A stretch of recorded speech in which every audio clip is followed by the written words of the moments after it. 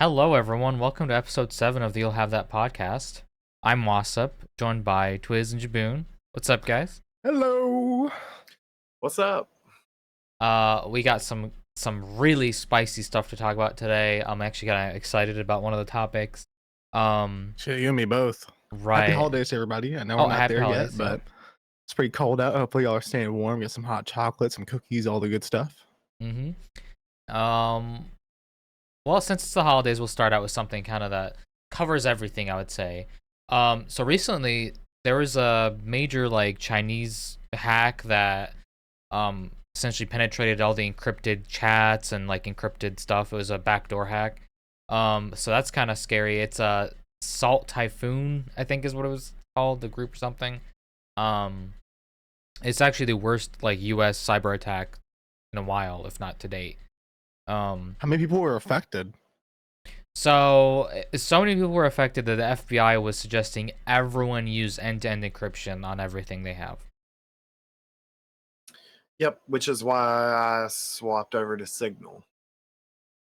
So basically what it was is they abused a backdoor that was purposefully left for the government for certain investigations and stuff when it comes to encrypted items. So encrypted chats, encrypted whatever it may be, data basically. And then apparently they've had access to this for a few months now, I think 6 months or so, and it's kind of to the point where there's really not much we could do about it at the moment. And they've and just to clarify for the fanboys on either side, this does affect your iMessages and this does affect Samsung as well. So iMessage, iPhone to iPhone, Samsung to Samsung, it affects both in the same exact ways. So neither is better here. Samsung to iPhone or iPhone to Samsung is also affected via the RCS. So as I said, both messenger apps are affected in the same ways, which is why I said at the beginning of this I've switched to Signal. Signal is end-to-end encrypted as far as text messaging, group chats, and phone calls as well. But go ahead. Sorry about that. No, that's a good point. Thank you for the clarification. Yeah, for sure. And I think we kind of saw a little bit of this back way when the FBI was trying to get into the iPhone of the one dude that did the thing on the plane. I'm purposely avoiding the word, but you know what I'm talking about. So I think these backdoors existed for a long time, and it's scary that they've gotten in the hands of malicious characters that could use that data in whatever way they want. So that's a pretty big issue. And a bigger issue is the sense that everything uses encryption nowadays. Right. But the from my understanding, these backdoors were put into place via the Patriot Act. So it's been a thing since 2002 or 2003. Yeah. I believe it's actually 2002. So this is an old thing. So we're here to give you information and not spark any kind of debates amongst friends and family as far as what phone is better and all of this. As I said, I personally went with Signal because it is proven to be a lot more reliable than other apps. I know a lot of people use WhatsApp, but WhatsApp is also affected by this. Other people like to use Telegram. Telegram is good, but it doesn't have end-to-end encryption in group chats, and it also does not have end-to-end encryption in voice calls. And that is why I opted for Signal over the other two. So to kind of be a little bit more specific, sorry, were you gonna say something, June? I mean, it's not gonna be anything too crazy, but I mean, this just makes me glad that I don't send anything too personal over actual, messenger or anything like that. It's your typical phone text messaging. I'm glad that I use a third-party app if I want to send anything like that has end-to-end encryption, because this is really bad, man. It really is. It's supposed to be the stuff that you use on a day-to-day basis, and they're just leaving these kind of back doors in, and the only person that's really getting punished for it now is the consumer. It's really bad. So to kind of be a little bit more specific, so this is the hacker group Salt Typhoon, like I said, they infiltrated telecom providers, so like AT&T, Verizon, T-Mobile, and their main target was to actually monitor U.S. officials and politicians, like Trump, Harris, and other top political officials. So the FBI actually detected this hack a few months ago, but they're still not able to get the attackers, the Salt Typhoon group, out of the system. So this is a quote actually by Mark Warner, the Democratic chairman of the Senate Intelligence Committee, described this attack as the largest telecommunications hack in U.S. history by far. Yep. So I don't think we're necessarily a target. This is more of perhaps a political kind of attack. But it is scary that this exists. And if they wanted to broaden the scope, they easily could, because they're still, they've still infiltrated this. It's not Absolutely. not over. Well, at the same time, so yeah, they are just looking into our political officials, but at the same time, any kind of information that they gain off of just, a citizen's text messages, stuff like that, as far as like dates of birth, social security numbers, Yeah. Card information, Mhm. stuff like that, is a bonus. Right. These And some people people, have connections too. right, exactly, and these people will more than likely use that information to sell on Black market. the black market, Yeah. or the deep web, Mhm. whatever, to fund more stuff like this, and that's why I just decided to get Signal and start to use that instead of my regular apps. Mhm. Hopefully Samsung and iPhone and all of the carriers start taking this a little more seriously and upping their security as well. But yeah, this is pretty crazy, and we'll see exactly what happens.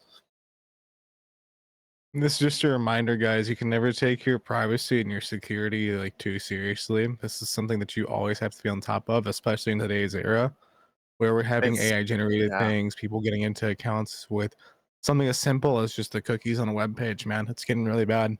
Yep. Definitely take your protection seriously. We're in that digital age now.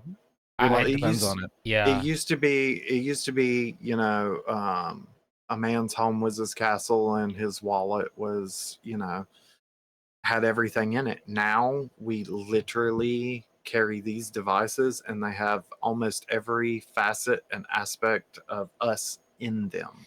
People are carrying their wallets in their phones pretty much these days. So Exactly, and much more than that. Whenever we went through the home buying process, a lot of the documents that I had to sign was through DocuSign, which came to my email, which were used to be signed for on either my cell phone or tablet. Yeah. So, Yeah. these are the things that we have to think about and be conscientious about, so that we don't get harmed financially, or our identities stolen, because that can be a mess as well. So that's another thing too. That's so easy these days for somebody to do that with just a little crumb of information. That's why if I ever yep. sign for anything or if I'm ever getting documents for anything, I always try to make sure I get that stuff physical, actual paper print, and then sign that shit with physical writing, handwriting, actual handwriting, and all that. Well, a lot of companies now, like for us, whenever we went through the home buying process, it wasn't a physical place, because we were using a broker that was out of the state. So if we wanted anything physical, we would have to have it either faxed and go back and forth with faxing, because by law you can't sign it and then scan it and do that, which is weird, because we can use DocuSign, right? But Mhm. that's Exactly, just but one you of can't those do that's just that. one of those things that, we couldn't have the document faxed over, print it out, sign it, scan it, and send it back. We had to use an official system like DocuSign. So that's the issue, and more companies are doing this these days. 100%. And it's just what happens if a third party that you don't know about, kind of gets in between that and intercepts it. They could forge something that's like your signature, even if it's with DocuSign. If we're getting into something as simple as just your phone stuff now through AT&T and all that, anything's possible, man. Because Well, these people aren't staying on top of it. like I said, I use multiple apps. I use Signal, and I also use NordVPN, just to try to protect myself as much as possible. Now, granted, VPNs are you know, some people say that they're great, some people say that not so much, but any They're a case layer by of case basis, security, any layer of security is better than no layers of security. So Absolutely. And I think the main takeaway here about this whole article is the fact that, instilling these back doors in services like this is never a good idea because it could be used and abused by a malicious third party. So, I mean, look at what happened with AT&T back when they had that huge data breach. yeah.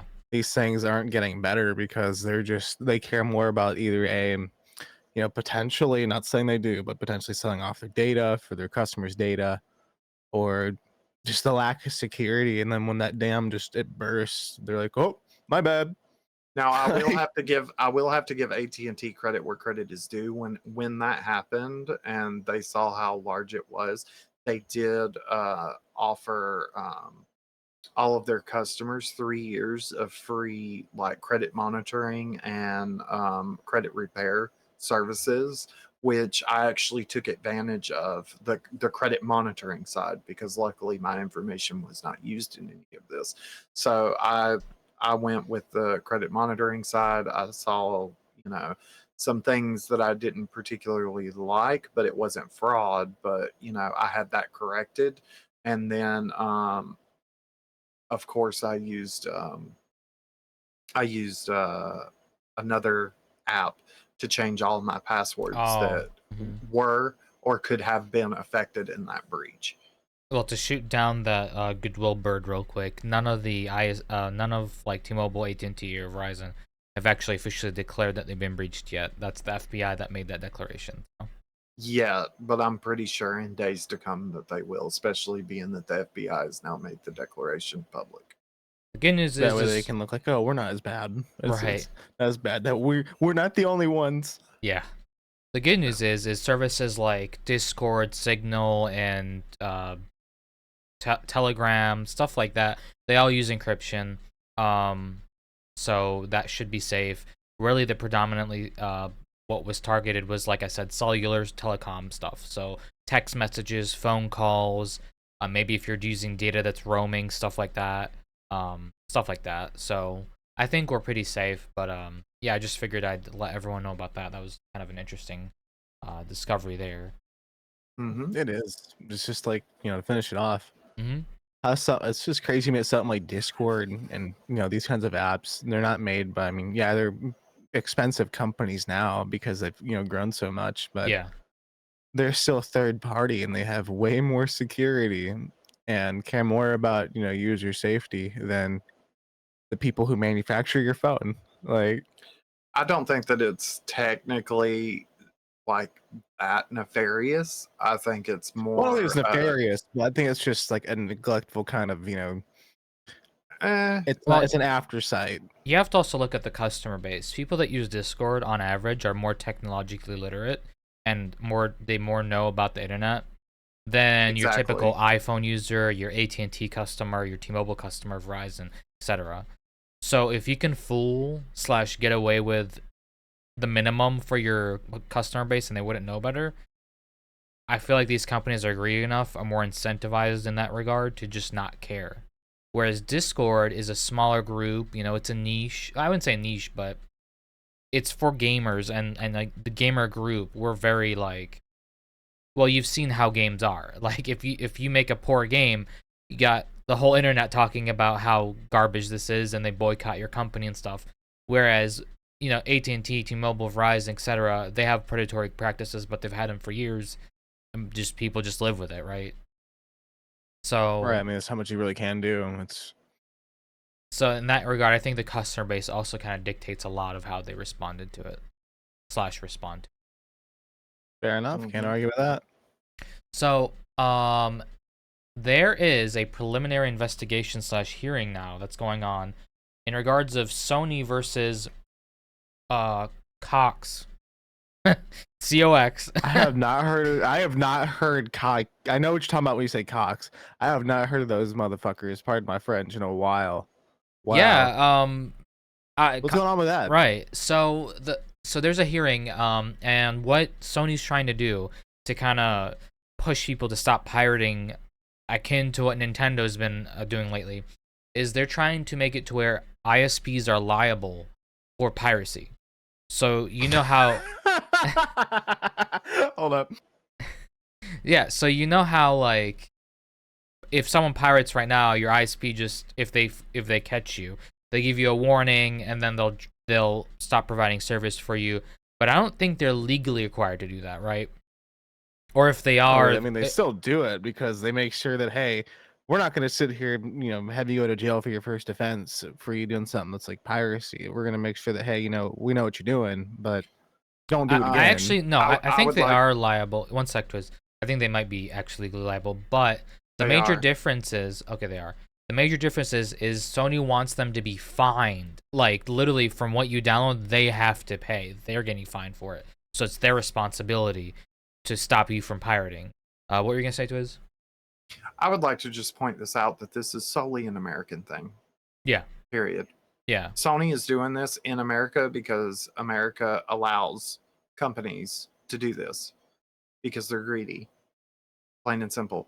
Every other country on this planet Well, can can you pirate. elaborate what you're talking about specifically? I When you say was allow this, like what do you mean? Well, pirate not like piracy. to like do a lawsuit Oh, okay. against an ISP because every other country, right? Yeah. They'd shoot this shit down in an instant. allow people to download whatever they want as long as they're not seeding it back out or whatever the term may be. But here we are in America, and it's more and more on our ISPs, and everybody in America is wondering, well, why is our internet so much worse than every other country's internet? And it's because we continue to allow billionaires and trillionaires to put their boots in the back of our throats and allow them to do blatant bullshit like this. All right. And quite frankly, in my opinion, it's not right. You've got Netflix going up every single year, sometimes twice a year. Yep. For what? Netflix, I don't see you really coming out with anything that is super revolutionary that I am willing to pay almost $30 for a month to watch. Not to mention, you can't even give me fucking 4K streaming unless I use a specific setup for hardware. Right. Let's be honest here. All right. Hulu and Disney Plus, they're starting to do the same thing and wanting to go up. You've got every single one of these streaming services, and we've talked about this almost to nauseum on this podcast about all of these companies doing more and more predatory things. All right, and it's getting really bad now, mind you. Wasip asked me before we started the podcast tonight, should we bring up a recent event that happened in New York? And I kind of leaned toward maybe not, but this kind of hits right on that same line. Now, just so everyone knows, none of us on this podcast uphold any kind of violence towards anyone. I don't think that that's right. Austin doesn't think that that's right. Jaboon doesn't think that that's right. But whenever you are sitting around and you are doing predatory things constantly with not only like streaming services, but it's gone so far up the chain all the way to the healthcare industry. All right. All of these things have happened. And the reason being is because Many Americans have gotten out. They have protested. They have done this. They have done that. They have lost family members because of all of this.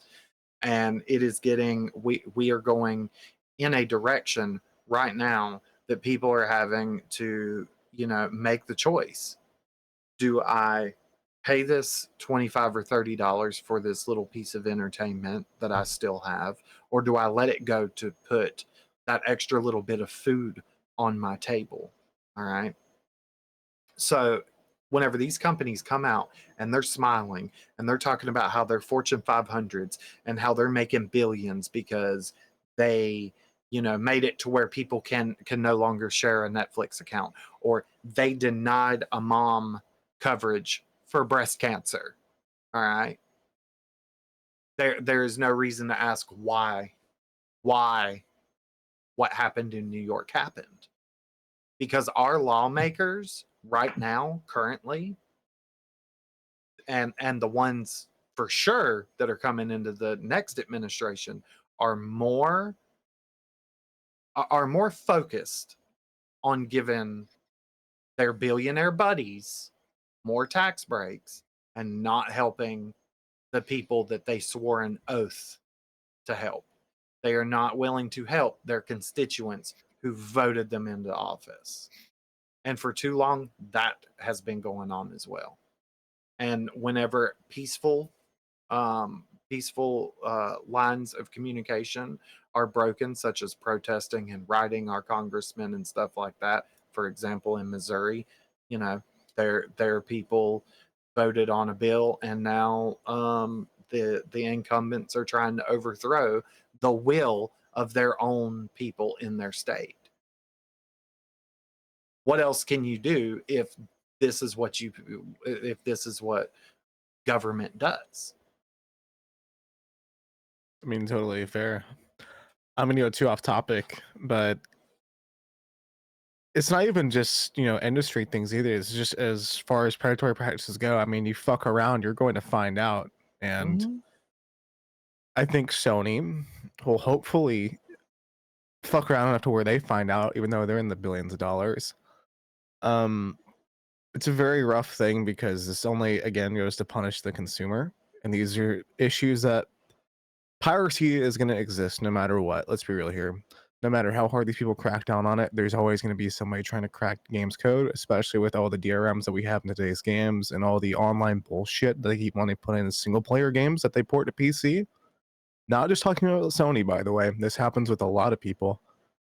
And you can't expect somebody to want to go pay $70 for your game when all you want to add is extra bloatware to it, extra things that'll just make the game run choppier, that only punish the end user for wanting to enjoy an experience without any issues. And I'm hoping that whatever the I guess this is like is this like a full-on lawsuit, or is this a So this is a preliminary investigation / hearing. The lawsuit hasn't gone into effect yet. So they're seeing if there is a lawsuit right now, sort of thing, that could be made. Well, I want to ask you two this. So they're probing. They're putting out feelers. And granted, we have always said that we don't condone violence. We don't condone piracy or anything like that. But at the end of the day, we understand why it exists, and why it exists is because you keep upping the ante to make more and more money off of people that is literally financially drained. You have people out here working 80 hours a week that still can't barely afford their rent in the location that they work at. That's a really good point, and let's make a game $70. Great idea. Right. Well, movies now, if you try to go buy a Blu-ray, Blu-rays are fucking gouging prices for 45 to 50 bucks. Blu-rays too, Ben, is they don't even have like I remember back in the day, I could get a DVD of some something like the original Batman trilogy, like the TV show.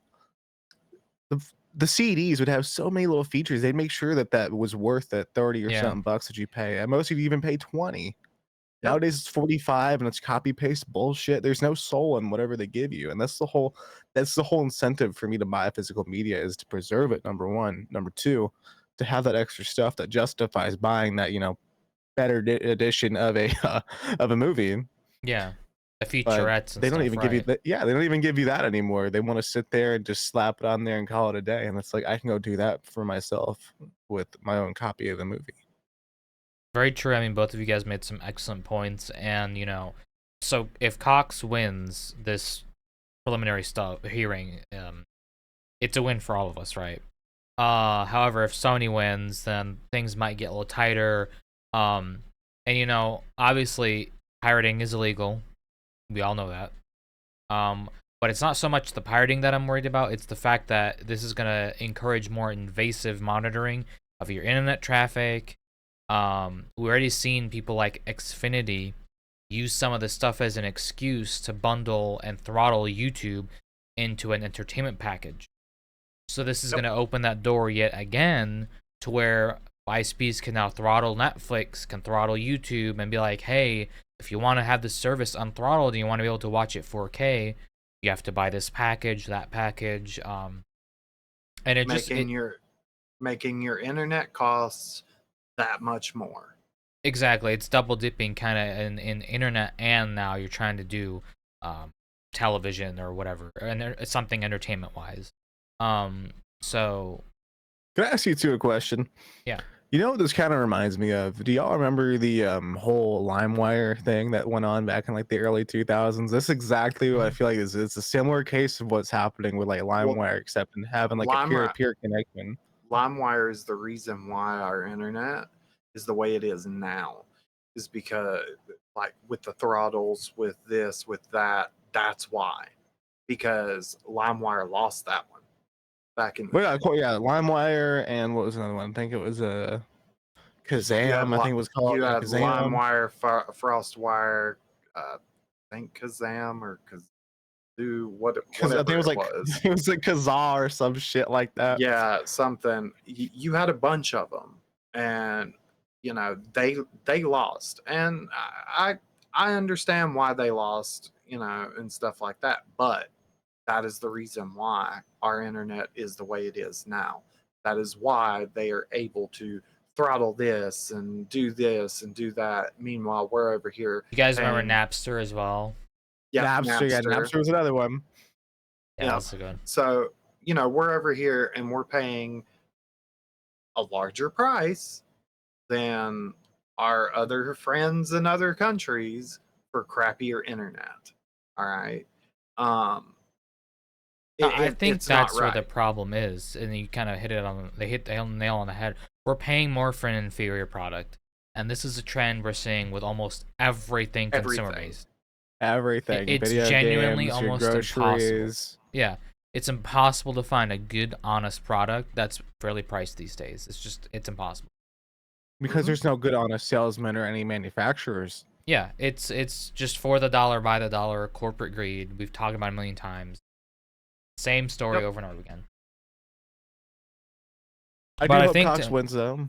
Yeah, same. I was just about to say, to kind of close it off. I mean, I hope Cox wins. What do you guys think? Jiboon says also he hopes Cox wins. I hope Cox wins. I mean, this is getting real stupid.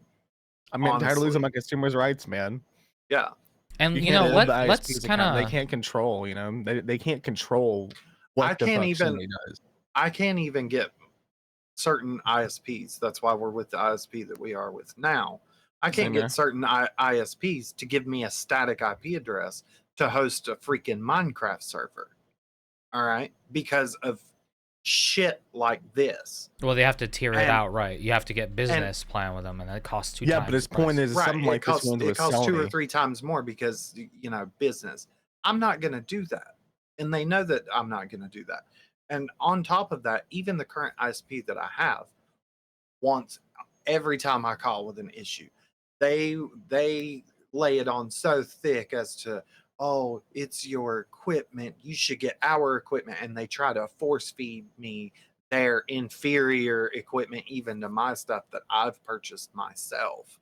To again, just another facet to take away my control to something I pay for monthly. And to that, personally, I tell all ISPs and all phone companies and all of that, you can go fuck yourself. Yeah, that's exactly what they want to do. Sorry, go ahead. I mean, not to mention, just if you try to do anything to enhance or fix things on your end, which is really the only thing you can do these days, Yeah. because these companies don't give a single fuck to make sure that you have a smooth user and experience anymore. Mm-hmm. Then they want to blame, oh, well, it's your fault for doing X, Y, and Z. Well, it's like, you're not helping me out. You're not giving me the tools necessary to make sure that I have a good experience with the product that you're providing me. But it's my fault for trying to make sure that that's, go ahead. Yep. On top of that, their inferior bullshit that they try to peddle to everyone has way less security than what the stuff that you buy on your own. Exactly, that's bro. Why on do you think I bought a purpose. router with a dynamic IP? Oh, I know it's on purpose, but that's my point. Like, wait a minute, we are in a technological age where other countries governments are hacking into phone carriers and you bet your bottom dollar ISPs as well. And you're gonna give me some bullshit that a teenager next door can hack into? No, Fuck that, man. no, thank you. No, Well, thank you. their incentive is, so if you get their equipment, they can monitor every single packet coming out of your home network. So if they want to, they could start throttling, whatever, YouTube, Netflix, etc. And it's very easy to do if you're using their equipment, because they can remotely monitor, change settings, whatever they want to do. Yep. Now, Xfinity has actually done this before, so that's why I'm like, no. But to kind of just confirm, I've had Xfinity. Yep. To kind of just probe a question here on this topic, we've seen a big spike recently with Nintendo and now Sony kind of going into the pirating / ROM hack / emulation. They're really focusing on it 2024 / beginning of 2025. What do you guys think is going on? Like, why is this such a big issue for not only Nintendo now, but Sony now? Because they want more money for people to go buy their, emulation of products and shit like that. But they want to go and slap everybody else on the wrist for trying to preserve and enjoy their own products. That's what I think it is. They don't want the consumer to have a ready means and, physical means to be able to enjoy something with, no bullshit, no extra things tacked onto it. They want to make sure they get it's like squeezing a little bit, it's like squeezing a little bit of lemon juice, little last bit of lemon juice out of a lemon. Yeah. Make that cup of lemonade, in my opinion. They want to make sure that they get every last bit out of that each number possible. I think it's a twofold question, to be honest. I agree with Jaboon there, but we also have to look at what's going on around the world, in all these other countries where they're trying to overturn certain freedoms and democracy itself. And I think that these companies know that if that happens, that there is a possibility for a larger profit margin, and taking away rights from a consumer is the best way to do that, because if a consumer has no rights, they can serve you a big steaming pile of shit, Yeah, and you have to eat it. That's why monopolies are so bad. I mean, if you have one person dictating all the rules, we're not going to be able to have a conversation like we're having right now. that is very true. Absolutely. So I'm gonna end this, but I'm actually gonna segue from this topic to another one. So you guys did mention some pretty good points, but I also want to kind of throw a wrench in this, and the fact that, so I think it's also a thing of the triple A or quadruple A with Ubisoft gaming scene, or bubble, if you will, has burst. I think it has burst. And I want to kind of showcase that with Ubisoft's XDefiant game that just came out, I think, a few months ago, right? It's already getting shut down. In fact, you can't even download the game anymore. You can only play it if you've already had it. And they're launching their Season 3, which is their Assassin's Creed kind of tie-in or event or whatever promo. And that's it. The game is straight up shutting down in, I think, June of 2025. Its servers will be brought offline and inaccessible anymore. So, in that regard, do you guys, I just kind of want to tie it in, like, do you guys think that the AAA gaming bubble has burst, and then this is what companies are going after now? The AAA gaming bubble has burst only because the AAA gaming bubble could have expanded beyond, way beyond this. But because everybody got fucking greedy and you've cut corners and you're releasing games that were not even ready to be released yet because you want that extra little bit of profit so that you can run to your shareholders and say, look at what I did, look what I can do. Yeah, no. And that's why it's busting. And it's probably that as well. I mean, they're going after this. That's very fair. And with specifically XDefiant, the game was actually doing decently. It wasn't like a horrible launch or anything. I enjoyed it. Yeah, it had its fan base that actually was pretty surprised to hear about this. And the developers were actually surprised themselves, especially because one of the lead developers had an interview, I think, or a post a few weeks ago saying that the game is definitely not dead, it's not dying, it's here to stay. And then this news comes out, right? Now, it is Ubisoft. So, in terms of the totem pole of garbage, it's pretty the bottom of the barrel.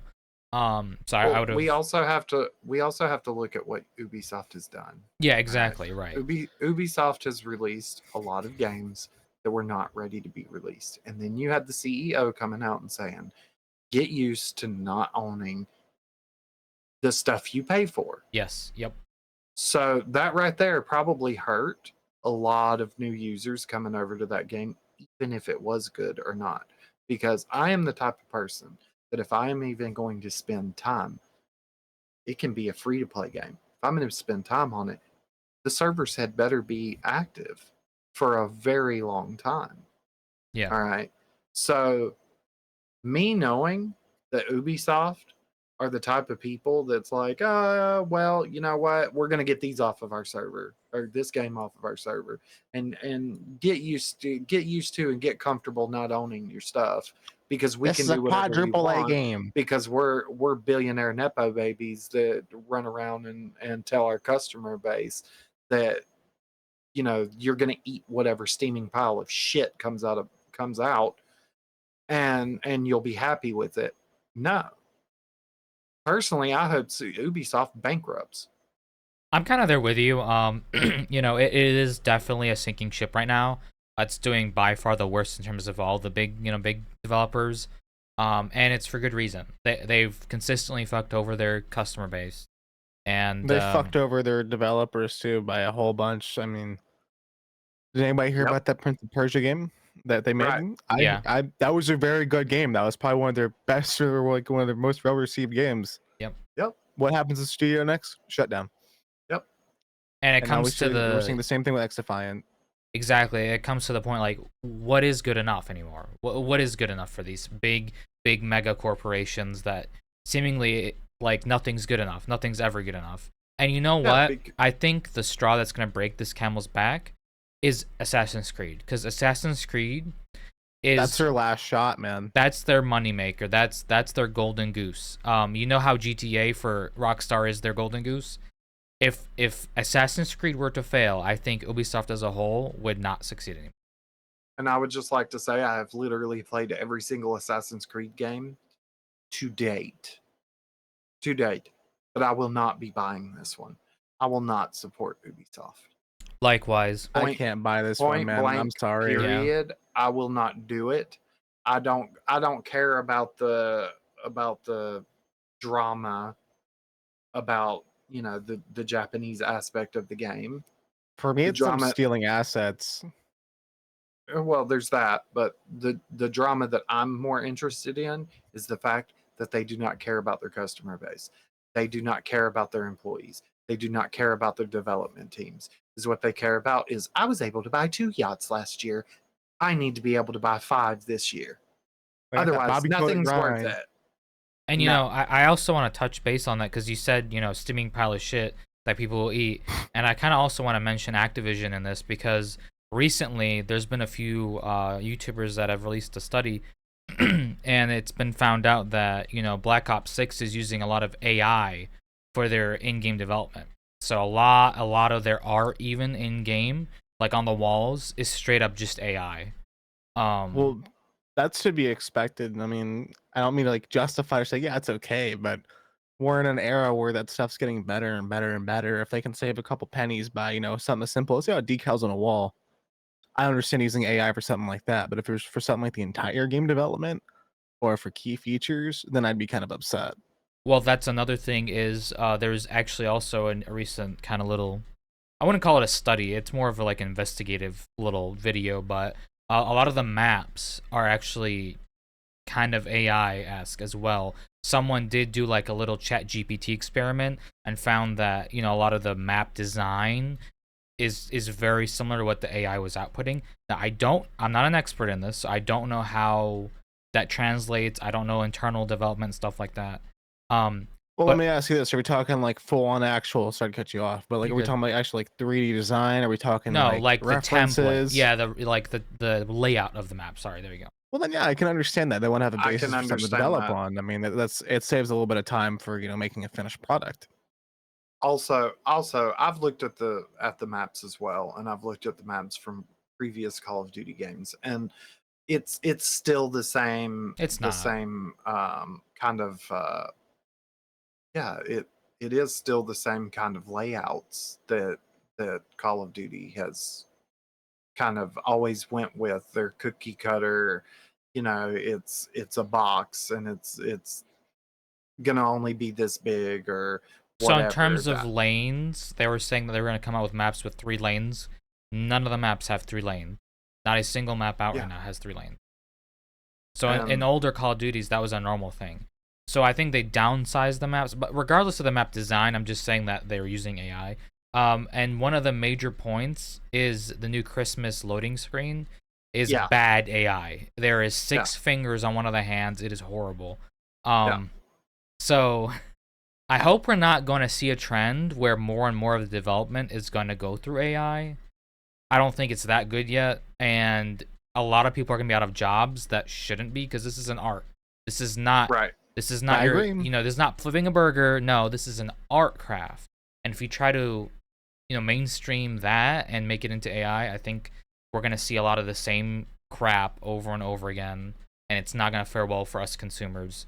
So hopefully this is not a trend. I know Ubisoft is probably going to go with this as well for the upcoming Assassin's Creed. I'm kind of worried that we're going to see a lot of AI generated art and stuff like that as well. Well, I personally think that if we don't want to see a massive loss in jobs and things like that, that we should push back against AI very heavily. And that is in a lot of facets. I'm not saying push back against it 100%, because AI definitely has its place in the world. But I It do definitely not does need think to be moderated. Though. I It's do being not used for all think the wrong reasons. I do not think that AI has a place in the automotive industry, any kind of industries that provide jobs, like actual physical jobs for the average working person. That's development teams, stuff like that. You want to use AI in government and defense and stuff like that. I think that that's where it would be more better allocated to stuff like that. I don't think that AI should be used for generating ads or Moderating assets maybe. or moderating or anything like that. What scares me is these companies left unchecked, they're gonna literally delete their whole entire development team and replace it with AI, right? So who's gonna do this? To do that. Yeah, and who's gonna stop this? There's no regulation on it. So I'll tell you who's gonna. I'm gonna tell you who's gonna stop it. They can keep trying to do it, but at the end of the day, and kind of give my opinion because I didn't talk too much in regards to the whole Ubisoft and AAA thing. I think it's a matter of AAA has lost its meaning, and the whole AI thing's a great example of that. Is if they try to have a full team, if they just toss this shit at something like Chat GPT and let the entire thing be wrote by it or done by it, it's not people that have actual love and care. There's going to be so many flaws, but they're going to think, oh, looks good enough. Toss it out there. Ubisoft's already doing that. We've seen that with Skull and Bones. We're seeing that with probably even going to be this Assassin's Creed game, knowing how faithful they are to their original people that care about the game and the culture behind it. right. it's just rough because there's no love and soul, there's no care. It just seems like the people are working on it are AI, and I can't really blame them because they're in such a terrible work environment. Yeah. Yep. Also, I would like to preface that this goes back to our previous discussion about Sony and pirating. So they want people to not pirate, and at the same time, AI is coming to gaming. Okay, what's to say AI is not going to be coming into movies and television shows and stuff like that? So then you don't have writers, you don't have, um, like basically you have an entire Won't even show, have an actors. entire movie Yeah. that's generated solely on AI. There's no actors, there's no writers, there's what? An edit team, that's it. So then they don't have to spend any of this money on a budget, and it's just money, money, money, hand over fist, and give me more money because I want what, another Lambo. I want another house in the Hamptons. I want, whatever, whatever. Like, it's bullshit. So, are you guys familiar with the dead internet theory? Yeah, I'm somewhat familiar with it. It's like the whole thing of, oh, everything's gonna become like AI generated content, right? Yeah. So I think that we are going to eventually approach that in the sense that the majority of stuff on the internet is going to be bots. It is not going to be human interactions, human made anything. And The problem is it's accessible and there's pretty much no risk to using it. I mean, yeah, there's only to gain from it, or you have to go to do something different. yeah. I mean, the problem with these Okay, companies. but my question on that is, all right. So if the dead internet theory comes to fruition and it's nothing but bot interactions and there's no real humans even on the internet anymore, right? Who's going to pay these ISPs for internet? I mean, that's a fair point to make, but Well, the company that's hosting all the bots that make the money, probably. I don't know. But they get way more money out of every household having internet, right? I don't completely agree. I mean, there's definitely gonna be like actual, human interaction and people that are paying for internet and stuff like that. That's never gonna go away. But I think we're Well, just kind of going into an era where a lot of people are getting away with and will continue to keep generating stuff through a means that's completely artificial, whether it be YouTube comments for to get traction in the what is it the God, what is it called? I get algorithm. it. The algorithm, sorry, yeah, like the YouTube algorithm, trying to get engagement in the algorithm. That way they Hmm. pop up more. They're Yeah. trying to see that like people are invested in the video or view botting and stuff like that. And granted, this has been going on for a little while, but I think with AI becoming super accessible these days and way better, people are getting away with it more and more. So when I It sucks said to see. absolutely, and when I said like that internet theory, it doesn't mean that there has to be no people online. It just means that the number of bots online vastly outnumber the actual people using the internet. So your chances of interacting with another human are like almost minuscule versus a bot. It doesn't mean that no one has internet. It just means that there's like 5,000 bots to one human sort of thing. So you're gonna Well, just all I can interact. say is if it ever gets to that point, I won't be on the internet. Well, we won't know until it's too late at that point, because Hmm. the bots supposedly would be so advanced that you just think it's another person, but it's really not.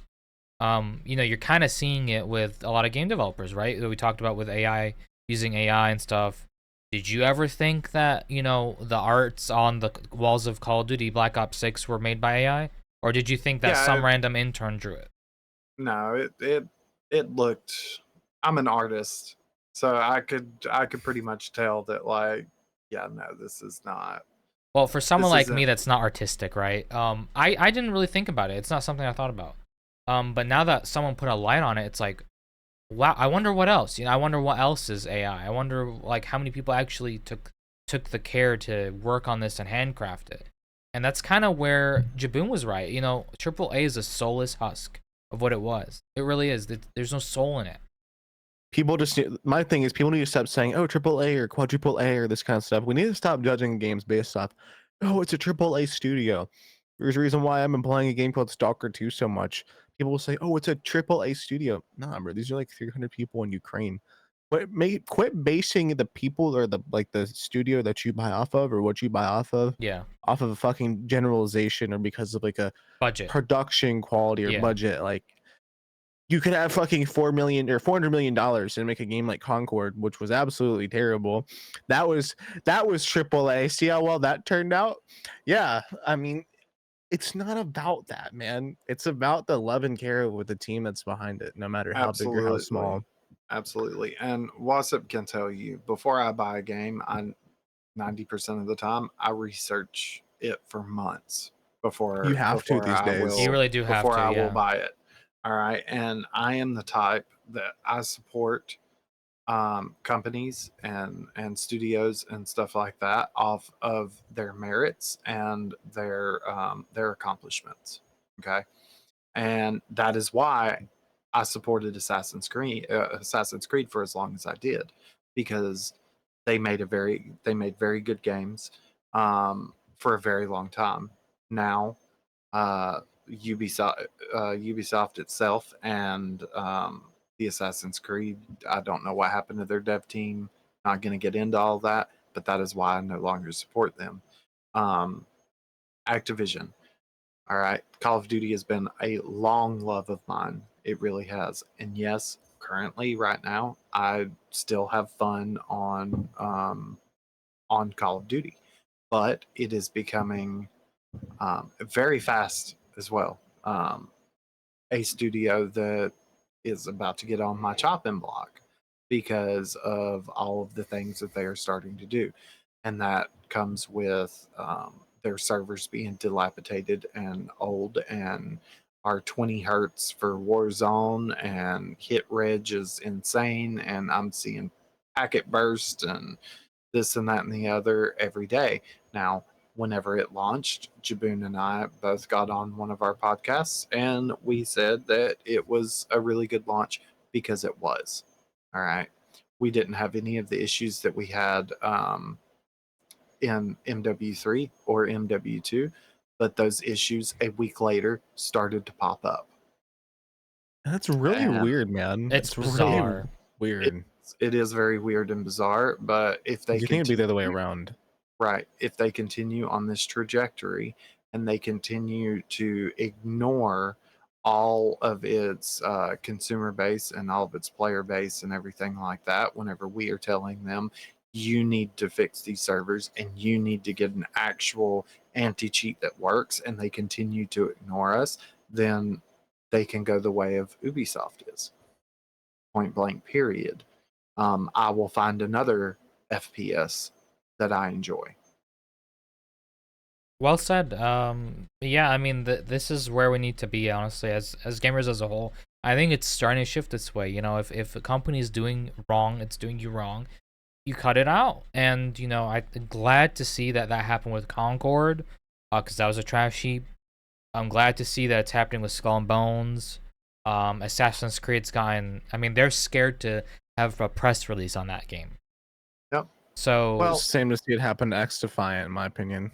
It's like I have told a lot of people, the end of 2024 and 2025 and the next years to come that I see in the future is the fuck around find out era. And we are in that, and if companies want to continue to do the scummy shit, please, I beg you, fuck around and you will find out. Well said. Yep, agreed. Well, and now to kind of segue after you said that into our main topic for tonight, the juicy one. So NZXT. Now, Twiz, you are an expert on this one, so I'm gonna let you take the reins and let the viewers know what is going on with NZXT. Fuckery. That is what's going on with NZXT. It is absolute fuckery. It is complete and utter fuckery. Period. And is what I'm talking about is NZXT has long been a they started out as a case designer, right? And I have one of the originals, yeah. Yeah. I've used 3 other cases before. I've loved NZXT for a long time. They they were a small company. It seemed like they were doing everything right. You know, so on and so forth. Okay, they got into AIOs and all of this stuff, and it was great. It was a great company to support, but they have came out and they have done a partnership with a company called Fragile, and they made a business model of renting PCs, not rent to own, renting PCs. All right. And their business model is, in my opinion, and a lot of other people's opinion, is very, very predatory. Now, Steve from Gamers Nexus has done a complete expose on this. It goes into a lot of detail. Now hold on. This man, Can you explain what the business model is first? Like, yes, I'm about to. okay. So I got to give Steve his plug and where it's due. This man is doing the Lord's work whenever it comes to companies in the tech industry doing people dirty. He will hit them and do a deep, deep, deep dive into everything, all the way to the point of he will sign up under a pseudonym to see about their process and the services that they give out. Now, on to the point. So, is what they are doing is they rent these PCs. All right, you don't have an option to own these PCs, but their contract reads very oddly. All right, in one part of the contract, it says at no time will you ever own this PC, but then there's a whole paragraph a few lines down that says that you can call and talk to them about an ownership of said PC, and they may be inclined to do it at a certain price or a price cutoff, whatever. Now, Jay's 2 cents has also done an interview with the CEO, which was, in my opinion, complete and utter bullshit. The CEO is trying to say, "Oh, we're not aware of this, we're not aware of that." Come on, man. It's written in your papers. We weren't born yesterday, and literally the contract says NZXT, NZXT, NZXT. Oh. Doesn't say much about Fragile at all. All right.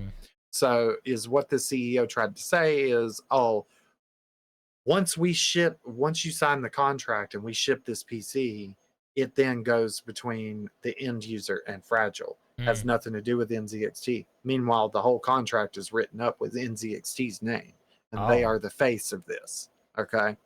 So if you're going to be the face of this, guess what? You're going to take the backlash. You're still equally responsible even if you have barely involvement. Apparently Fragile is the underwriter and blah blah blah. Who cares? All right. It's your company name on the head of the letter. Okay, on the letterhead, NZXT.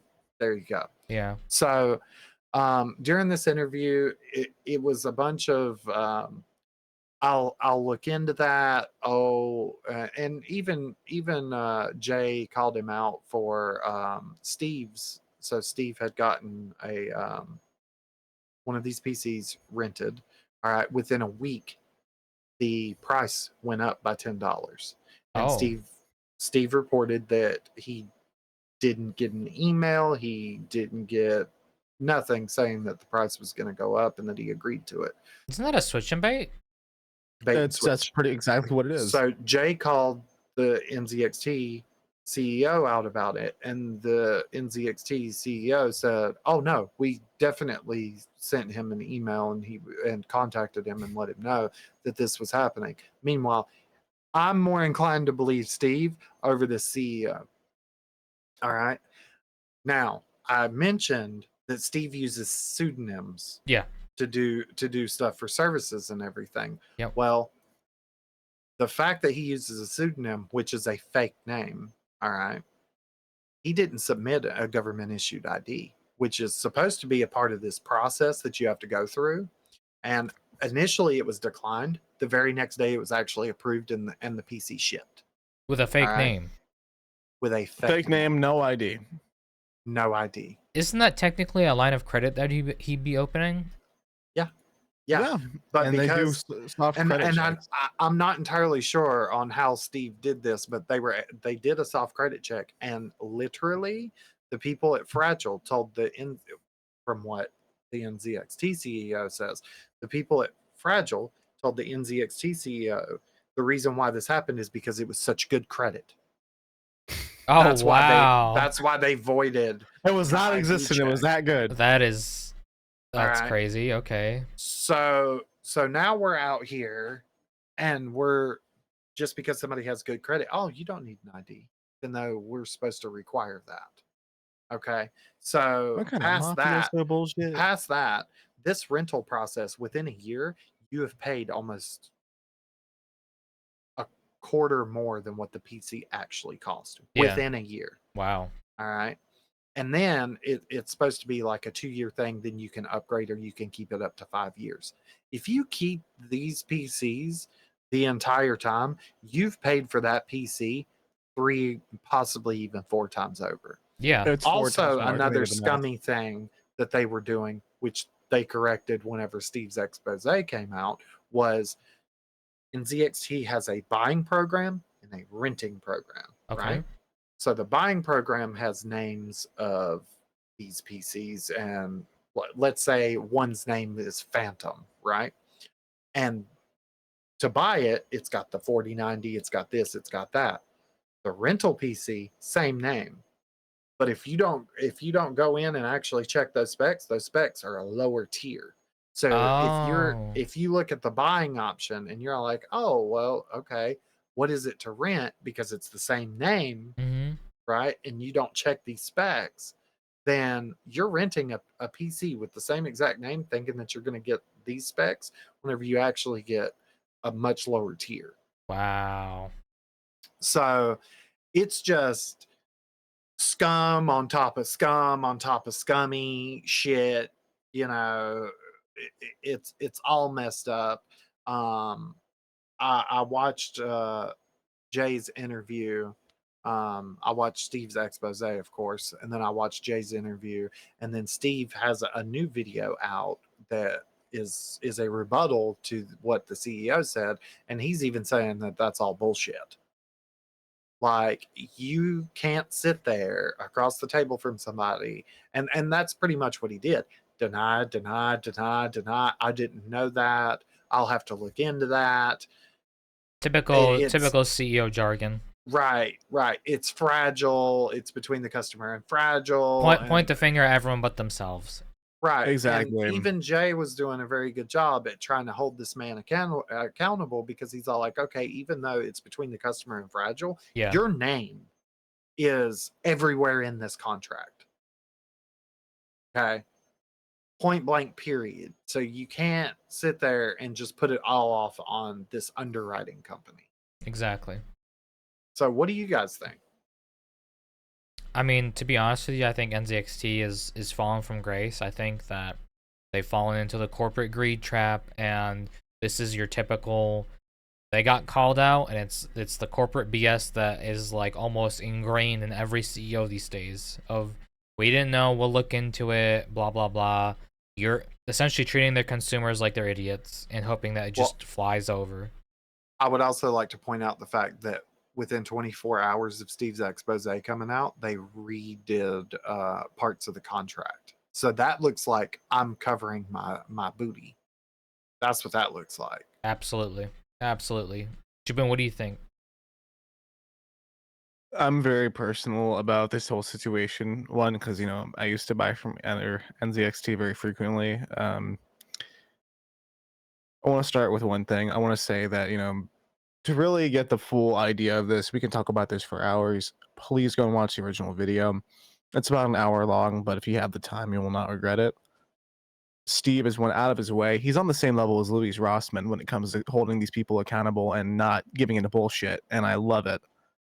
He got he had an actual lawyer and people that work in the financial stuff in regards to this, and they debunked everything before his new video came out, apparently, too, which we still need to go watch that. So we'll give you probably an updated take on this on our next episode. But as somebody who, back in the day when PC gaming was really starting to like, first take off. I think when parts were more accessible, 2014-ish. At the age that people are these days that would see this and go, tell their mom, hey, it's a great deal, or this seems like a really good deal. Yeah. People that can't, don't want to sit there and worry about building a computer or, going to buy a super expensive pre-built may want to try and, dip their toes in the water.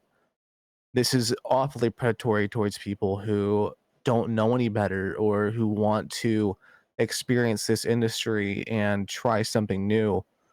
And it'd be one thing if this is like, oh, well, it's a mistake or, something happened. But this takes advantage of people who want to try PC gaming. This takes advantage of people who, like the moms of, kids that like say, oh, well, this is only this much and you could, rent it and then, own it.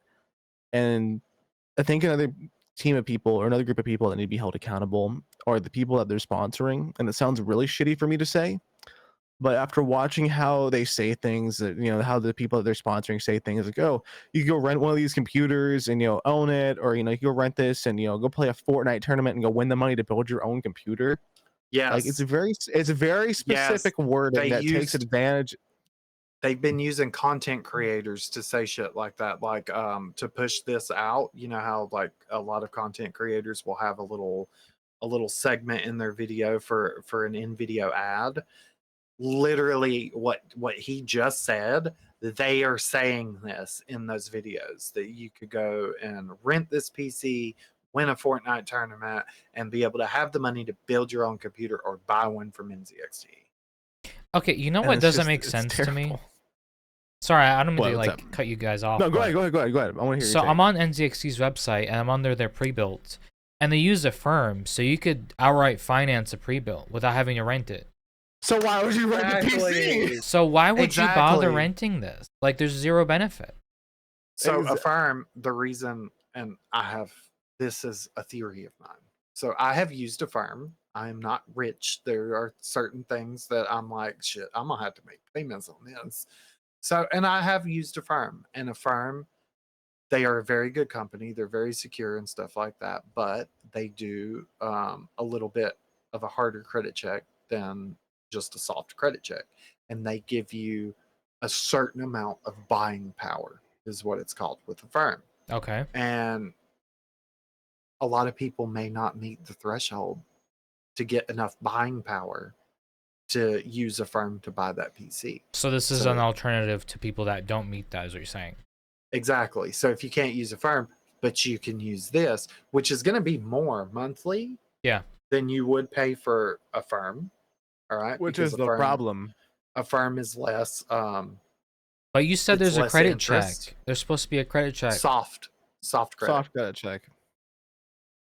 So how are they gonna reclaim these rent like, computers that are being rented if someone doesn't pay on it? Since apparently it's more for the riskier consumer that can't afford that. So Jay, in that interview with the CEO, he brought up a Reddit post from a Redditor 3 months ago that said that they had received a PC that did not work. It was damaged in shipping, whatever, blah, blah, blah. Yeah. They actually called, they had to escalate it all the way to management to be able to get a new PC being sent out to them 3 weeks later after they had already sent the other PC. So they just paid for a month for nothing. Hold on. Right. That one showed up. It wouldn't post. All right. So they called again, sent that PC back. But in that time, while they were sending the second PC back to get a third PC, Fragile or NZXT, not sure which, sends the police to their house stating that they owe $250 because they tampered with the system because the NVMe was no longer in the system. Oh, wow. So now, mind you, that story has not been completely fact-checked or anything like that. It was a Reddit post. Yeah. But if I have a feeling that is what they're doing, because I'm going to be honest with you, Rent-A-Center, errands, places like that, rent-to-own places, if you don't pay, they show up with the police. Not even just that, to kind of clarify too, I don't mean to cut you off. Their whole thing for if like say you don't return a PC or if like something about the PC gets damaged, it is ungodly fucking strict for people that, if something has happened, like if something happens in shipping or, they lose the PC at all, there's no, they try their fucking absolute hardest To to put it not on the take customer. accountability to put it on the customer.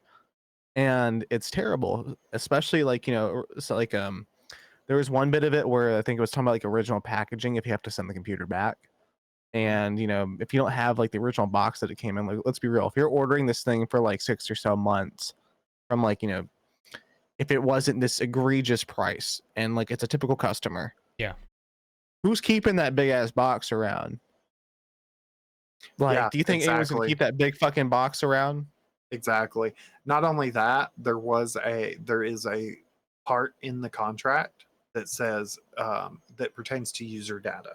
Okay, and is what it says is that NZXT has the right to use user data any way they see fit. Like just normally using it, or To use the user data, like, so for example, these are rented PCs, right? At some point, those PCs have to go back, oh, you mean and okay, I see. we're talking about like, okay, most people that are going to be renting these computers probably are not tech savvy. Probably And don't they're know how probably to not clearing wipe. out their data. Probably don't know how to wipe a drive properly. And even then, those drives, short of you destroying it, you will never get every single bit of your data and metadata off of it. All right. Mm-mm. So, is what they're saying is essentially, if you wind up leaving data on a drive and it gets back to them, they can use that user data any way they see fit. They can sell it, they can whatever, and they have no liability on them if your data falls into the hands of someone and they do something like identity theft or use your Now, credit card information that's left on there or anything like I that. kind of want to interject here in the sense of a legal standpoint. A lot of customer support slash OEMs that do RMAs and stuff will also say that because they legally have to. Because if you don't wipe your drive and it goes to them for a repair, they can't be held liable for your data. Now, Okay, But that's a the different word case where they're wiping the data off the drive, though. That's a whole different ball game if it's something like so repair. so now my point is about this contract is it also states that the user in entering this contract, the user they give up their right to be able to go after NZXT or Fragile for negligence on NZXT or Fragile's behalf, which that is a slippery slope as well because there are quite a few states that have laws against customers giving up their rights to be able to go after a company for negligence. And all states have a law where customers cannot give up their right due to gross negligence. So there's a difference between negligence and gross negligence. yeah. And Jay pointed that out as well to the CEO that he interviewed for NZXT. But my point is they have it in there that, oh, we can do whatever we want with your user data as we see fit. All right, so that's Well, crazy. how do you see fit? That's the Right, question. right. Now, I get that, like, you know, if you're dumb enough to leave all of your information and all that stuff and you send something in for an RMA or whatever, then yeah, if the company isn't being negligent with your data, then you can't hold them accountable. I get that. But if that company is being negligent and it goes, okay, so for example, you send the computer back, you didn't wipe the drive, right? And that Mhm. company doesn't even boot that computer up to make sure that everything's working and there's user data on here, we should wipe this, Yeah. and they don't even do that, the bare minimum, then they should be held liable if your I completely data agree. gets into the hands of bad actors. Yeah. Agreed, I mean definitely. to cut you off. It's a matter of too. It's like these are rented PCs. Why aren't they wiping the data every time? These are parts that are getting reused. These are configurations that are supposed to be getting reused and sent out to other people. Yep. It is absolutely their responsibility, in my personal opinion, to make sure that that shit gets wiped. I mean, Yep. that's the whole point of the service. These are supposed to be rent, clean, use again. you can't do that, why the fuck would I buy from you anyways? And can we just talk about $250 for an NVMe? Like, That must be a oh really, yeah, I bet the really good. NVMe doesn't even cost that much on fucking Black Friday. You know how much I paid for my Samsung excusez-moi? NVMe? Excusez-moi? I mean, I go to Rent-A-Center. I've seen the even the Samsung NVMe's Yeah. for 2 terabytes are like $180. And that's a good one. I know darn well that these rented PCs that have older parts in them are not running Gen 5 NVMe's. Homie, you're not I paying know for the that for a NVMe. You're fact. paying So for you're the trying emotional damage. exactly. So you're trying to charge me $250, which is literally a Gen 5 2 terabyte drive price Yep. Fuck that. I can go for buy 2 probably a Seto ones Gen over at that 3 price. 1 terabyte drive. Like, nah, bro. It's overall very scummy, and I was about to say I'd give NZXT the benefit of the doubt, and maybe this is not them, but you should really be vetting. There's so much that's come out, you can't give them the benefit of the doubt. Exactly, It's such a thorough investigation. And if that's the case, you should have been vetting your partners before you sign these really scummy contracts. So either way, I mean, I'm sorry, NZXT, but you're completely in the wrong here.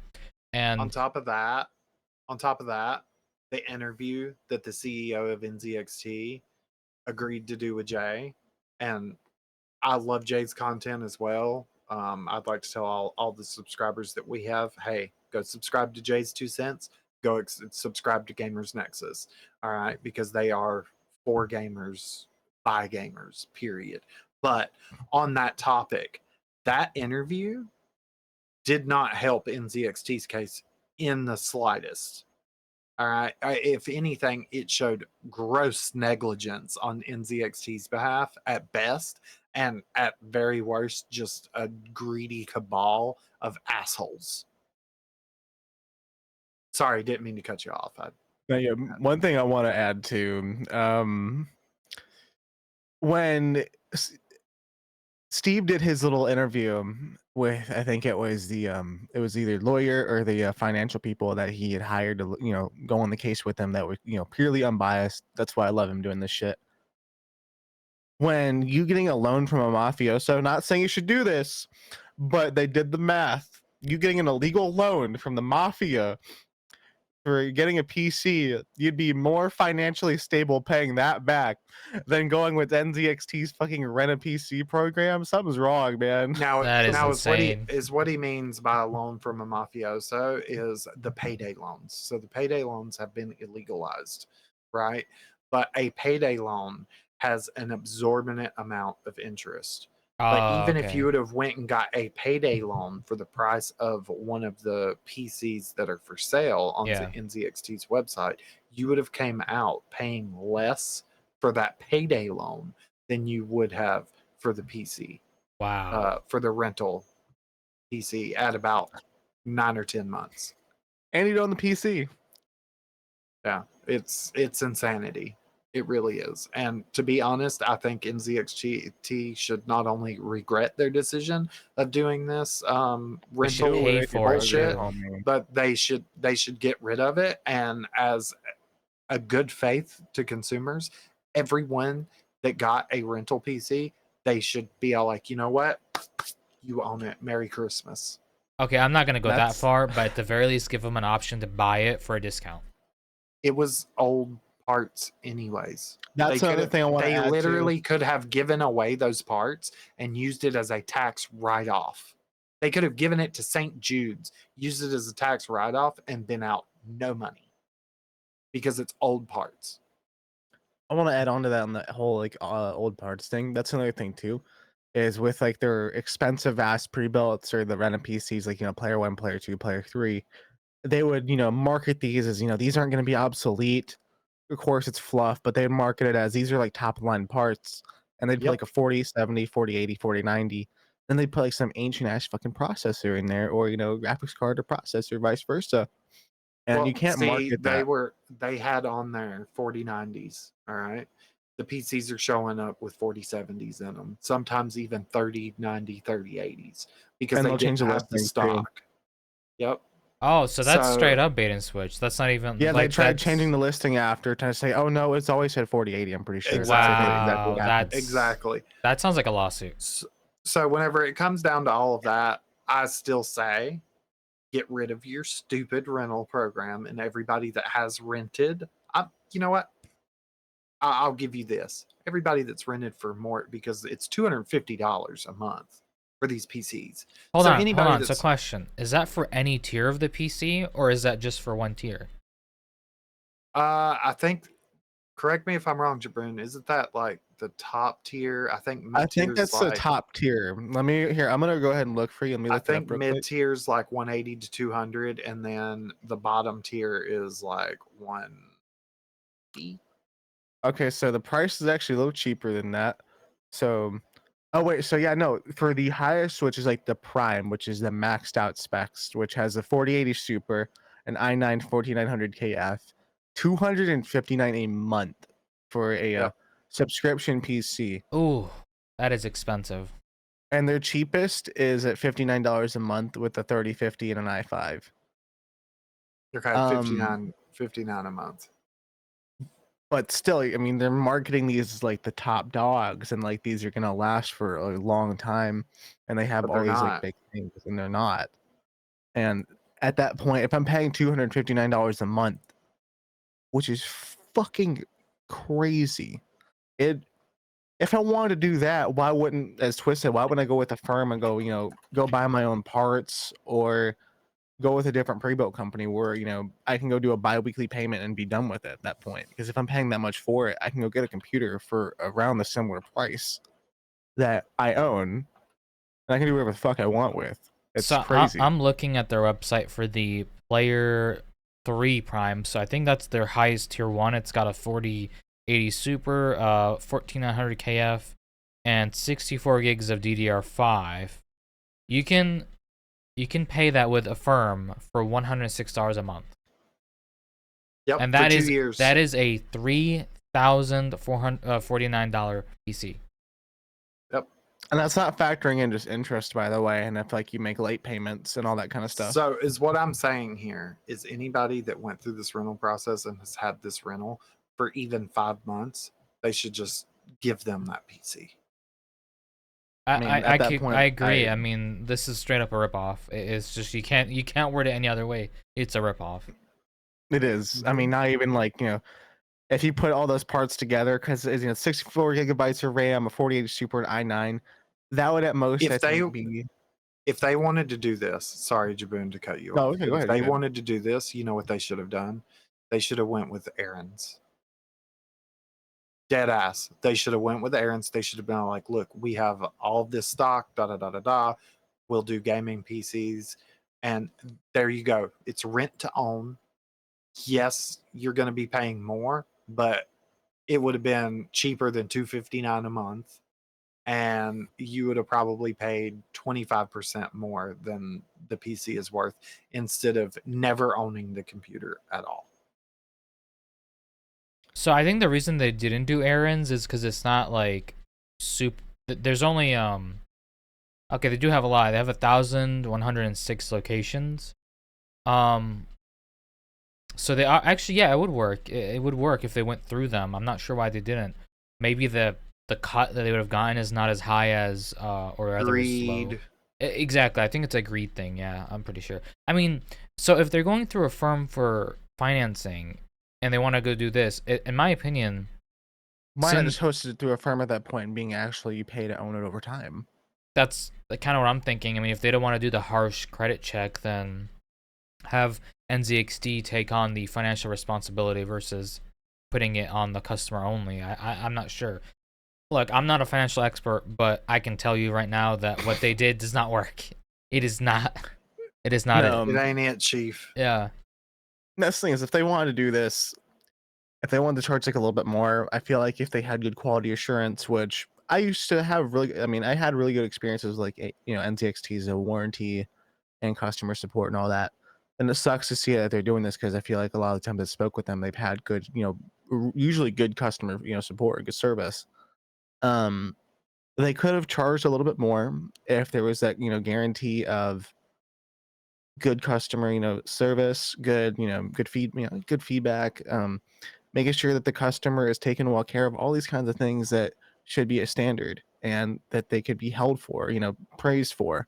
Yeah. Not to the point where you're spending $200 fucking on a PC a month, but that you'll people would never pay that own. little, yeah, but people would spend, maybe like, $20 more than another place would give them for, say like a rent to own, like actual rent to own, if that quality assurance and all those things that this company was originally known for is there, which they just threw that all out the fucking window with this. I don't understand how you fumble so hard. I get it. You want the bag. Everybody wants the bag, man, but there's a reason why Artesian felt so hard.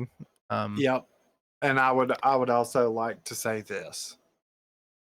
Corsair, all these other companies, take fucking notes as to what not to do. Please. Yeah, Well, what they're is going Corsair down have that to do with line. this? I'm just Because saying, they've done take questionable shit, too. notes. Oh, okay. Take notes as to what not to do. Don't get any kind of funky ass ideas to try to do something like this.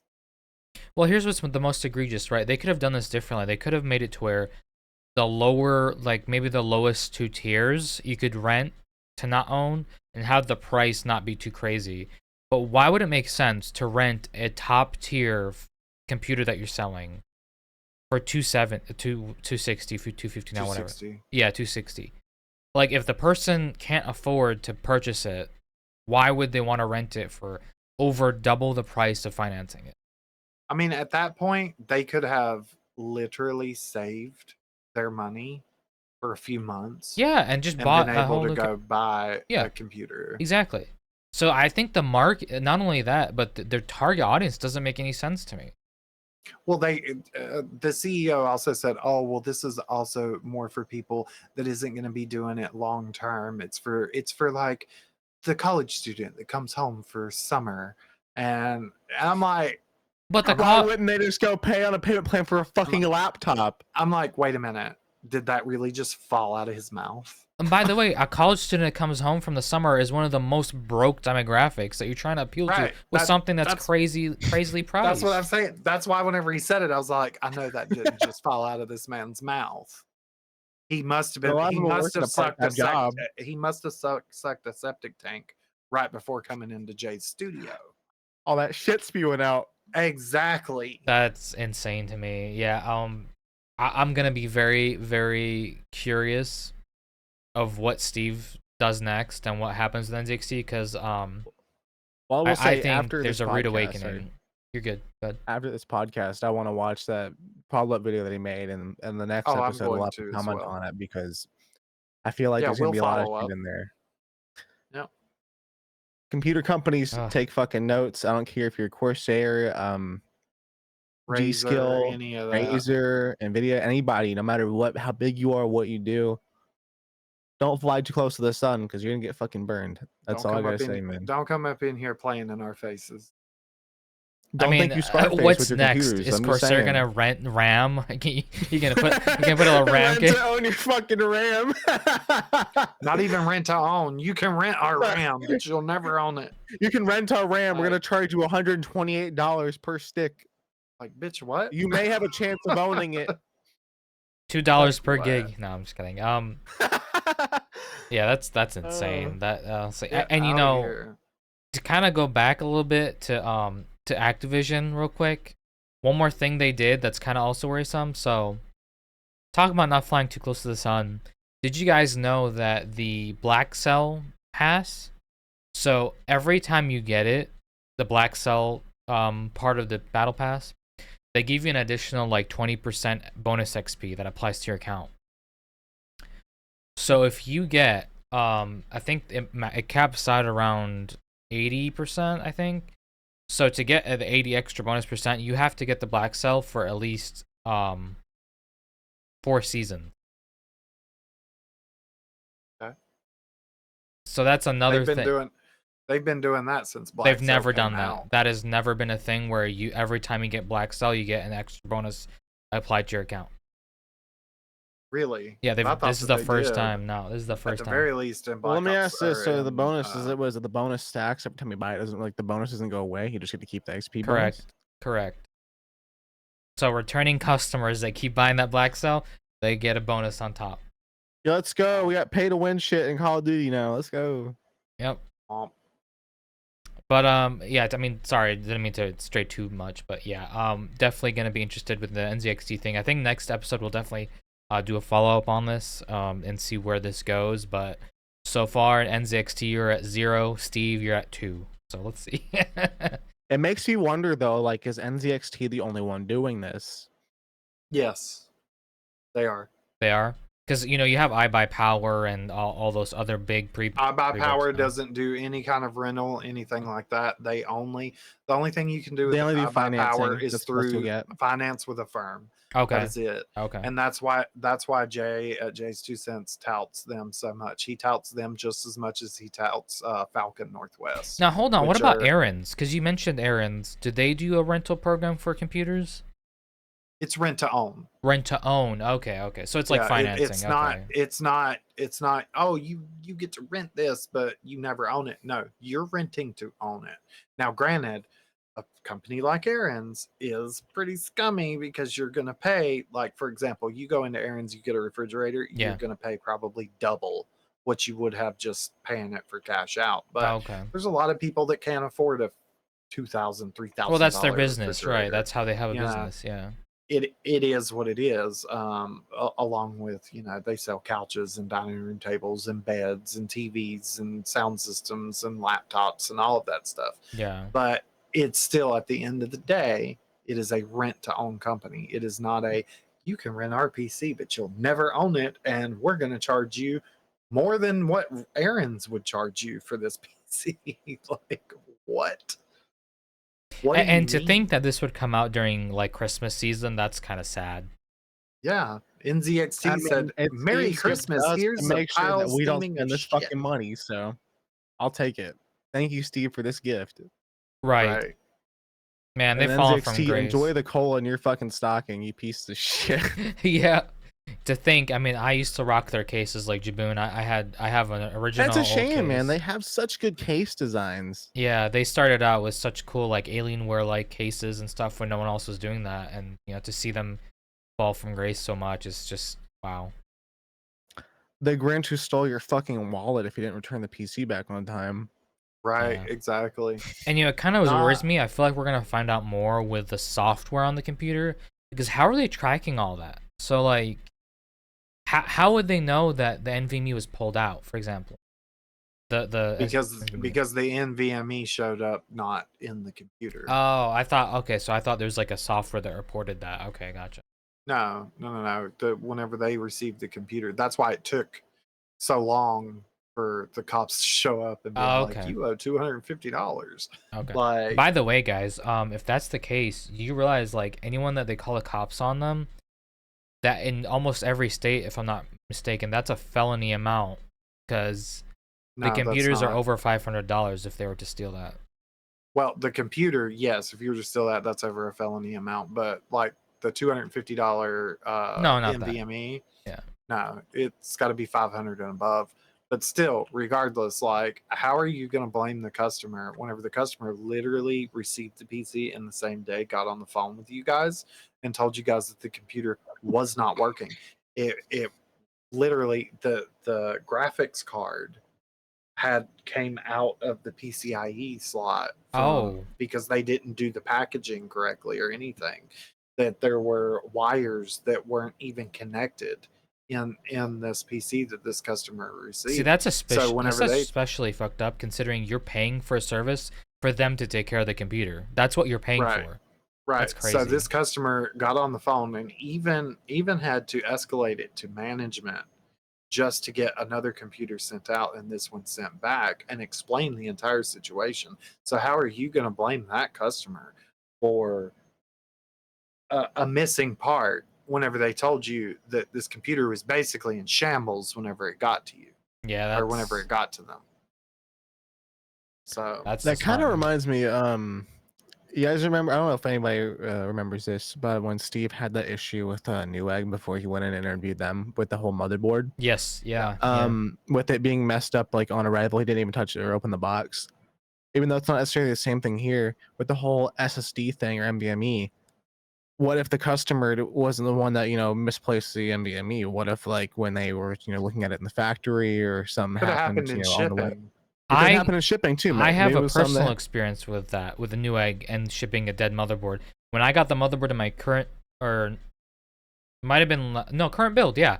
I bought 2 by accident, and one of the ones that I bought was dead out of the box. Yep, I remember that. and again, it just makes you wonder, like, we're calling the cops on this guy, yet we don't even know if it's really his fault. But they wanna He try or so hard she, to it didn't. he or she, they, them, whoever they are. Yeah. You can't always blame the customer first, and I'm not saying customer's always right either, but it's kinda fucked up. It's very fucked up to call the cops on somebody when you don't even know. Maybe it was something that happened at your facility, but instead of, doing the right thing as the people that manufactured it and taking on, accountability if that is your issue, your fault. Yeah, let's call the fucking cops over an NVMe SSD, bro. Well, it seems Personally, like with there's a lack me, of communication because even Steve didn't receive an email from them about the price hike. So it seems yep. like their communication's just not correct or working properly. But now the CEO tried to say, "Oh yes, yes, yes," but he didn't. But for me personally, whenever it comes down to companies and doing what they said that they were going to do, I expect that, and I hold them accountable. Wassip can tell you right now, I am the biggest. If I have to take time out of my day to pick up this good phone right here and call a company because they didn't do what they You're promised being that they were going to compensated. do, oh, I am a Karen, and bet bet your ass at the end of the day, at the end of that phone call, I will be compensated in some way, shape, or form. And I'm going to tell you right now, if that PC that I rented and ordered from them showed up in that manner, the minute I got on that phone, if there wasn't apologies and this and that and the other, and we're going to send you a PC immediately, if I would have had to escalate to management, bet your ass that computer would have been sent back. My business would have been done with them. And the minute the police showed up on my doorstep, oh, oh, baby, that would have been it. That would have been it. You would have been cooked because I would have shouted from the rooftops. Whoever listened, I would have went to YouTube, TikTok, local news. I don't care. Anybody that would listen would have heard about this bullshit. It wouldn't have been a Reddit post.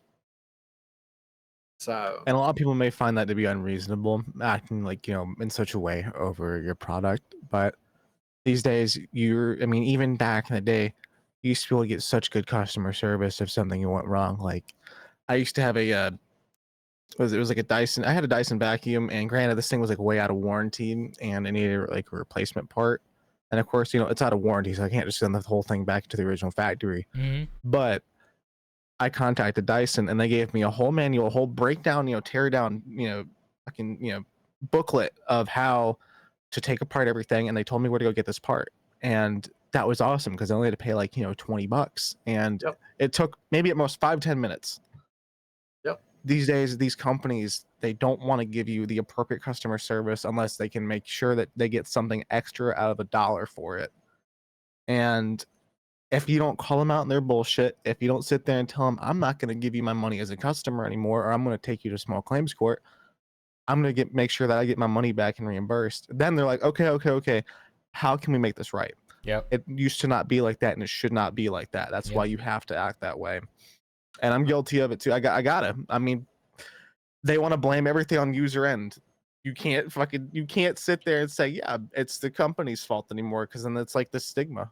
exactly. And, to be honest, everybody that I come in contact with, I try to get them to understand that you have to be forceful with companies, particularly companies that you subscribe to. Um, and if not, they're going to run all over you. Oh yeah. And Oh, yeah. I have my cell phone carrier is a carrier that a lot of people say are bad, and they do this and they do that and they raise price and blah blah blah. I experienced that for about the first 3 months, and I guess my cell phone provider has put onto my account that I am not one to be messed with, because in those 3 months, I got 4 months free phone service because, like I told them at the beginning of every call, my time is more valuable than your company's time, and I will be compensated for it because this was not a part of the agreement. And granted, those phone calls, each one, every single month, lasted an hour and a half to 3 hours. But at the end of it, I got a free month cell phone service, and now I've been with them for 16 years. And my phone service has not increased, none of that. Whenever they tell me, whenever I get a new phone or I get a new line, this is the price, blah, blah, blah. Guess what? That price is not more than what they told me in store or over the phone that it was going to be. And I truly think that that's because whenever it comes down to my pockets, my dollars, something that I'm paying for as a service, I'm a fucking asshole if you I tell mean, me it's something one you have to thing and fight do for. something You do have to, differently. absolutely. Yeah. So that's the best advice I can give you. Just be an absolute asshole about it. Because if you come in nice, Oh, they they'll are walk going to over you. take that. Yeah. They're going to take that kindness as weakness, and they're going to tell you to go fuck yourself. But if you come in, and I'm not saying screaming and cussing, because no one deserves that. But if you come in blunt and assertive and let them know that this is not acceptable and I will do X, Y, and Z and not do business with you anymore, there you go. But And just on to be that, in your defense, sorry, I don't mean to cut you off, but go to be ahead. in your defense, I wouldn't even consider being an asshole. It's more of a matter of you are a consumer, you're a customer, and a part of that agreement is that the service that you're given to, the service that you're provided, you expect it to work. If it doesn't work, you have every right to bitch out this company, and even if it's not demanding compensation, you are expected to be paying that same price. Not that shit should not be going up consistently, anything like that. There shouldn't be any changes to that agreement aside from my shit's supposed to work. If it doesn't work, I'm gonna raise hell about it. That's exactly how it is. I should never have to be on the phone ever over a billing issue with anyone that I pay a service to. My bill should be exactly what they said it was going to be. So if I have to get on the phone over a billing issue, Something's bet wrong. your ass you're paying me to be on that phone. That is what you are going to do. You will credit my account. I mean, if you're Or gonna you going constantly to send me argue a and gift dance card. around, I accept payments in many forms, but I I will accept be lots of paid. chocolates. I will be paid. So at the end of the day, yes, I tell them. You gotta tell them how it is, bro. Most people would consider how I do and how I respond and how I react to certain things like that as me being an asshole. So I tell them up front, hey, I'm an asshole. I know I'm an asshole, but I have a reason to be this way. I mean, So, you can still be respectful towards the customer service and the people that are with you. I mean, it's not and being I an am. asshole. It's not being an asshole because you're frustrated and you're a passionate customer. I mean, again, you expect XYZ service to work. If it I doesn't tell them work, or they too. try and I tell them too. I'm not passionate about your service. I'm passionate about my pockets. It's It's 2024. It's mutual with them too. So Yeah. that's the thing is, if you're gonna sit there and make me fucking argue for hours and hours and hours instead of what you're supposed to do is supposed to work with the customer for Pay a me my peaceful money. solution, give me my money back. That's not what I paid for you to do. I ain't paying to sit here and fucking dance around a corner for 2 hours for you to tell me, oh, it must be your fault or you did something wrong with your shit. Nope. Hell no. exactly. Give me your fucking money. Yeah, all of it. On that note, wow, it's a hell of a topics for this episode. I will say that much. Oh yeah. It's crazy how much shit's been going on lately in the industry. Crazy how diverse it's been, because you'd think like the peak of, the end of this year would have been like something like, oh, Concord was a disaster, or Sweet Baby Inc. I was really hoping it to be something like, oh, Sweet Baby Inc. Nah, man, we got fucking NZXT out here trying to fucking swindle their customers like they're a wannabe mafioso. Next thing you know, they're showing up Wannabe? with I think they surpassed it. I think they're. next thing you know, they're gonna be showing up at the door with the fucking piece of paper. They're gonna make sign a fucking blood pact or some shit, man. It's crazy. It, That they even get there. It is. But well, thank you everyone to tuned in. We had a few I saw. And as always, you guys can catch us on Spotify or YouTube at Wasapi. Or you can check out Blue Sky. We're on Blue Sky now for updates about the episode and stuff. You can follow me directly at Gadaver.com. You can follow Twiz. Twiz, what is it? It's twisted at Gadaver.com. At twisted. Check me out at Jaboon Lagoon. Yep. And Jaboon the Goon. There you go. So yeah, please give us a follow, like, comment, and subscribe. It helps us tremendously. And as always, we listen to all your feedback. If you have any, by all means, go ahead and put them in the comments. And thank any you all for topics you want to suggest us, leave them in the comments or give us a message on Blue Sky. And Always always looking forward remember to and your never content. forget. You'll have that. You'll have that. All right, guys, take care. See ya. Have a good night.